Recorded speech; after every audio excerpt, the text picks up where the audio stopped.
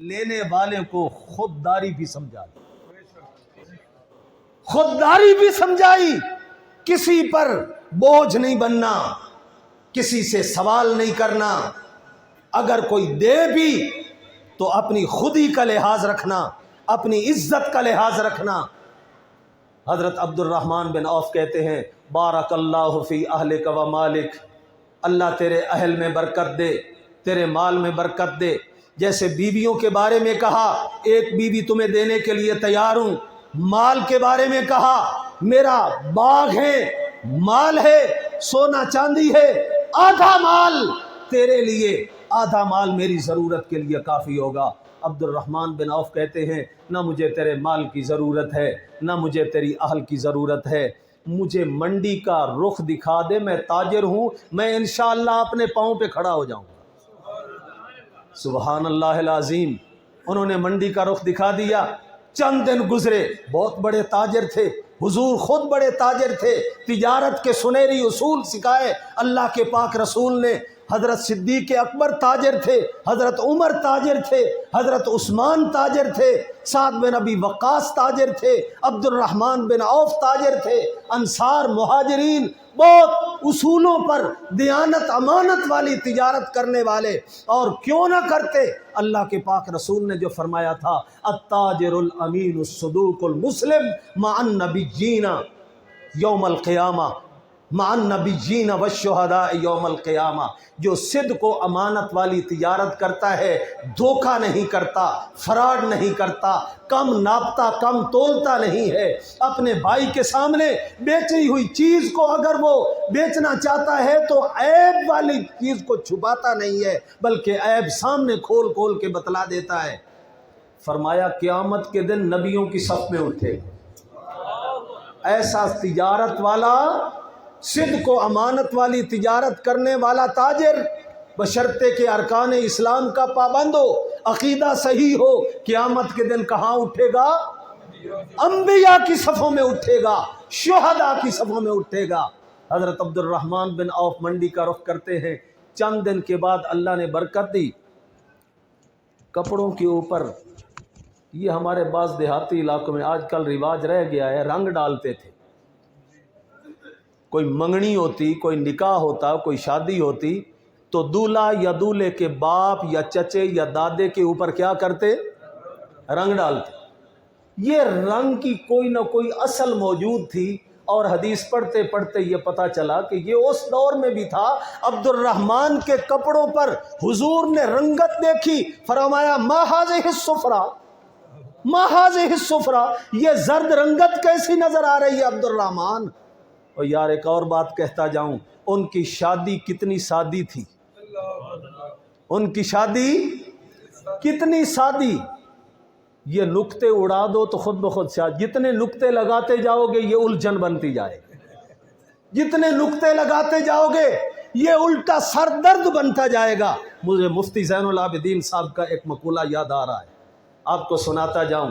فرماتے تھے ایک میرا دوست شہری، وہ مجھے مدرسے میں ایک دن ملنے کے لیے آیا، کہا مفتی صاحب اللہ ان کی قبر کو منور فرمائے، عالمی مبلغ تھے، عالمی مبلغ تھے مفتی زین العابدین، بہت بڑی شخصیت تھی، اللہ نے بڑا دین کا کام لیا اس بندے سے۔ میں اپنی بچی کی شادی کرنا چاہتا ہوں، کیا طریقہ ہے؟ انہوں نے کہا جس کو تو نے داماد بنانا ہے اس کو ادھر لے آؤ مسجد میں، اور بچی کو گھر میں رکھو، یہاں مسجد میں نکاح پڑھ دیتے ہیں، اور اس کے بعد جو تم نے کوئی ایک آدھ سوٹ دینا ہے بچی کو اپنی کو، وہ اس کو دے کر اپنے بچے کے ساتھ روانہ کر دینا۔ حیران ہو کر پوچھنے لگا مفتی صاحب دین کے اندر شادی اتنی آسان ہے؟ اتنی آسان ہے؟ ہاں فرمایا اتنی آسان ہے۔ تو مفتی صاحب فرماتے ہیں میں نے کہا ایسے کر گزرو، کہنے لگے یہ تو مشکل ہے۔ آسان کو مشکل بنا دیا، مشکل کو آسان بنا دیا۔ اللہ کے پاک رسول نے اپنی 11 شادیاں کی، 4 بیٹیوں کی شادیاں کی، اتنی آسان اللہ اکبر، آپ تصور نہیں کر سکتے۔ برات کا تو بالکل تصور ہی نہیں تھا نا اس دور کے اندر۔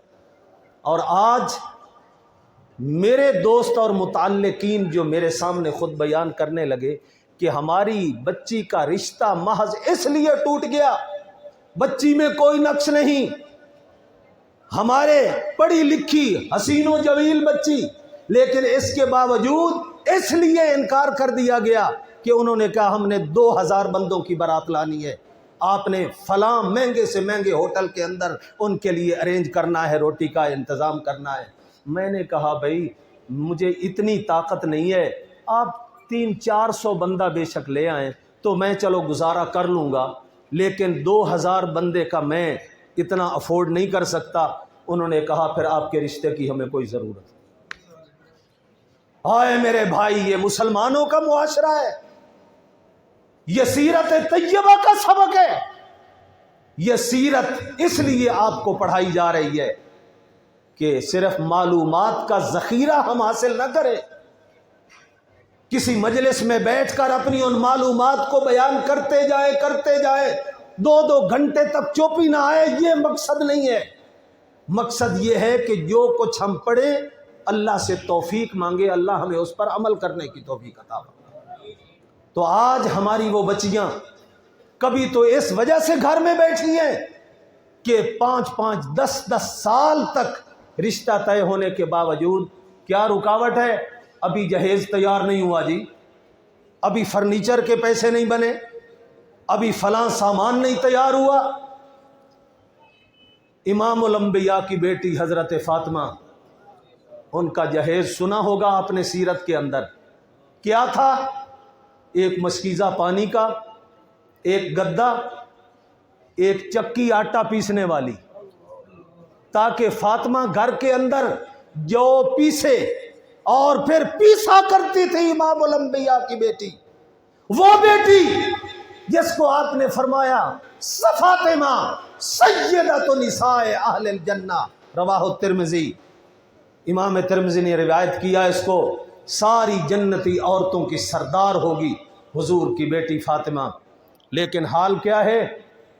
ہاتھوں پر چکی پیستے پیستے گٹے پڑ گئے، نشان پڑ گئے۔ ایک دن رات کے وقت گئی، شام کو پتہ چلا حضور کے پاس کچھ خادم، کچھ قیدی آئے ہیں، شاید کچھ غلام مل جائے، کوئی باندی مل جائے، چکی پیسنے سے میری جان چھوٹ جائے۔ لیکن حضور گھر میں نہ ملے، دیکھا حضور گھر میں نہیں ہے، چپ کر کے واپس آ گئی۔ حیا والے کی اولاد بھی بڑی حیا والی ہوتی، بڑی حیا والی۔ فاطمہ حیا والی، اتنی حیا والی، فوت ہوتی ہے، علی کو کہتی ہیں علی میرا جنازہ رات کو اٹھانا، میرا جنازہ رات کو اٹھانا۔ کیوں رات کو اٹھاؤں؟ دن کو اٹھائیں گے، ادھر ادھر آواز پہنچے گی، امام الانبیاء کی بیٹی کا جنازہ ہے، جنازے میں جتنے زیادہ لوگ ہوں گے اتنا زیادہ تیرے درجات بلند ہوں گے، مغفرت چاہنے والے، شفارش کرنے والے زیادہ ہوں گے۔ فرمایا تیری نظر کسی اور چیز پر ہے، میری نظر ایک اور چیز پر ہے۔ میں چاہتی ہوں جس طرح محمد کی بیٹی فاطمہ کے چہرے پر یا جسم پر کسی کی نظر نہیں پڑی، میری چارپائی کو دیکھ کر میرے قد کو بھی کوئی اندازہ نہ لگا سکے کہ فاطمہ کا قد کتنا تھا۔ لیکن ایسی بیٹی فاطمہ کو بھی اللہ کے پاک رسول کیا فرماتے ہیں؟ ذرا سنیے، یہ بھی سیرت طیبہ کا ایک شعبہ ہے۔ یا بنیتو، یا بنیتو، اے میری بیٹی لخت جگر فاطمہ، سلی ما شئت من مالی، سلی ما شئت من مالی، دنیا کے اندر مال کی ضرورت ہے، تحفے تحائف ہدیے نذرانے مجھے وقتاً فوقتاً ملتے رہتے ہیں، تیری دنیا کی مال کی ضرورت تو میں محمد پوری کر سکتا ہوں، لیکن لا اغنی عنک من اللہ شیئا، اگر تو نے نماز کے اندر کمی کی، تو نے بے پردگی کی، تو نے حجاب نقاب کی پابندی نہ کی، تو نے اسلام کی حدوں کو توڑا، اس وجہ سے کہ میں محمد کی بیٹی ہوں، اس وجہ سے کہ میں امام الانبیاء کی بیٹی ہوں، اس وجہ سے کہ میں خاتم الرسل کی بیٹی ہوں، قیامت کے دن سارے اولین و آخرین کی سفارش کریں گے، میری بھی سفارش کریں گے تو قسمت بدل جائے گی، کامیابی کا سرٹیفکیٹ مل جائے گا۔ نانا میری بیٹی فاطمہ، لا اغنی عنک من اللہ شیئا، اگر رب نے پکڑ لیا تو میں محمد چھڑا نہیں سکتا۔